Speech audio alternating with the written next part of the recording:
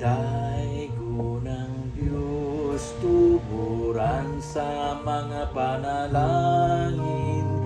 pagdaigon siya, tanan nga mga binuhat, daigon ta siya, kay labaw sa mga manulunda, daigon ang Amahan, Anak, Bala ang Espiritu.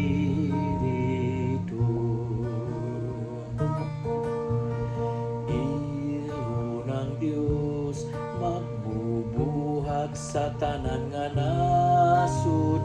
pag-ilhon siya tanan nga mga katawan, tahuron siya makagagahom ang iyang ngalan, yubuan sa katawhan nga tanan sa kanasuran.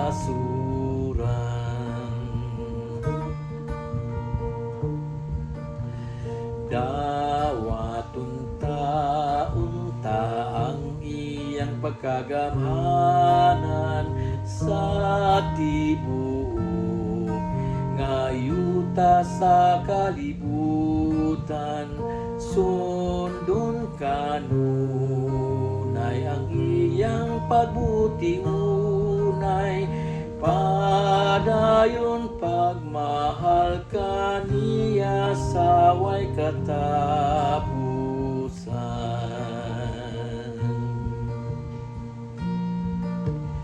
Daigo ng Diyos, tuburan sa mga panalangin, daigon ta siya, tanan nga mga binuhat, pagdaigon siya, kay labaw sa mga manulunda, daigon ang Amahan, Anak, Bala